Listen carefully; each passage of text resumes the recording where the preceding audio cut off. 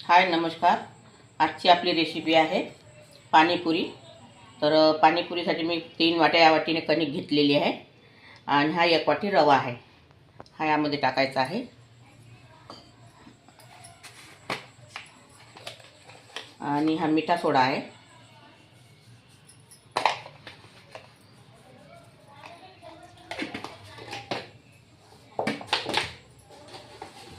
स्वादानुसार मीठ,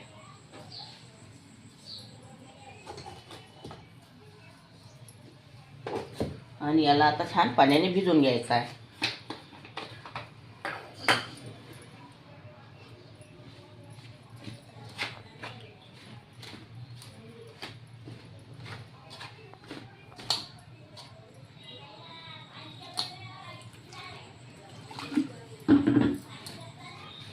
याचा छान टाईट गोळा करायचा आहे आपल्याला।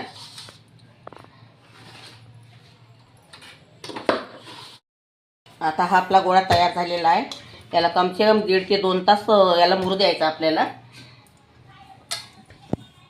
याला झाकून ठेवते मी। मगाशी तुम्हाला कणकेचा उंडा भिजवलेला दाखवलेला होता, तो आता मुरत आलेला आहे। आता त्या अगोदर आपण पाणी करून घेऊया। तर मी हे चिंच भिजू घातलेली होती 1 ते 1.5 तास, त्याचाही पाणी करून घेतलेला आहे। याला मी गाळून घेणार आहे। आता पहिले मसाला तयार करूया आपण पाणीपुरीचा। हे 2 मोठी विलायची घेतलेली आहे,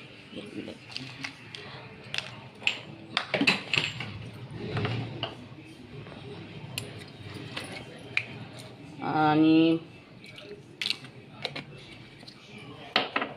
2 मोठी विलायची घेतलेली आहे, 2 छोटी विलायची घेतलेली आहे मी हिरवी, दालचिनी घेतलेली आहे, आणि 5 ते 7 लवंगा घेतलेल्या आहे, 10 ते 12 मी काळे मिरी घेतलेली आहे।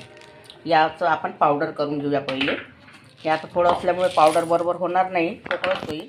तर त्यामध्ये काय करायचं, मीठ टाकून घ्यायचं। हे पांढरं मीठ आहे, 3 चम्मच मीठ घातलेलं आहे मी। आता हे काळं मीठ आहे,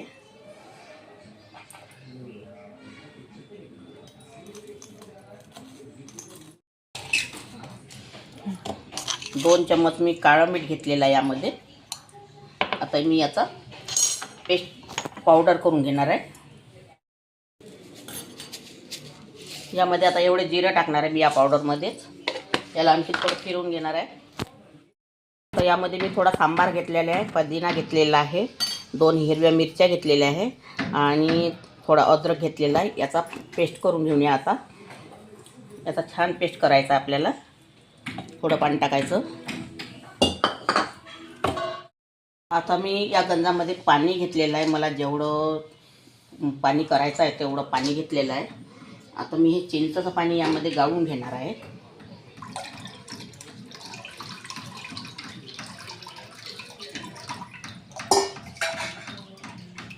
त्यातच हे हिरवा पेस्ट मी केला आहे तो गाळून घेणार आहे आता।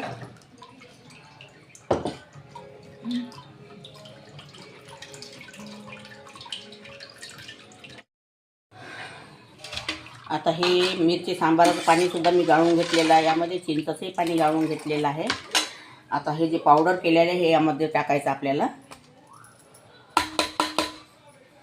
आणि हा गूळ आहे, 2 बट्ट्या मी किसून घेतलेला आहे, हा गूळ पण यामध्ये टाकायचा आहे।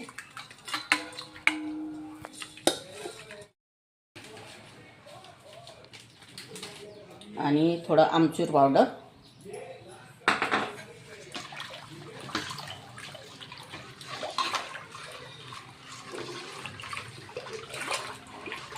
हे आपलं पाणी तयार झालेलं आहे, पाणीपुरीचं पाणी तयार झालेलं आहे। आता हा गूळ मिळते थोड्या वेळातच। आता चटणी बनवायला सुरुवात करूया। हे बघा, आता मी हे पोळी लाटून घेत आहे। उंडा मुरलेला होता आपला, तर मी याची पोळी लाटून घेत आहे। तुम्हाला मी गुपचूप पाती पाडून दाखवते। अशी पतली छान लाटून घ्यायची।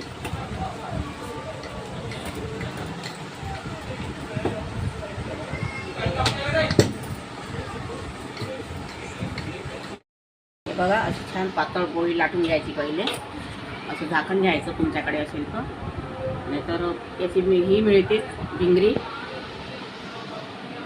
त्यानेही पण पाडता येते, असे आपल्या घरगुती झाकणाने पण पाडता येते.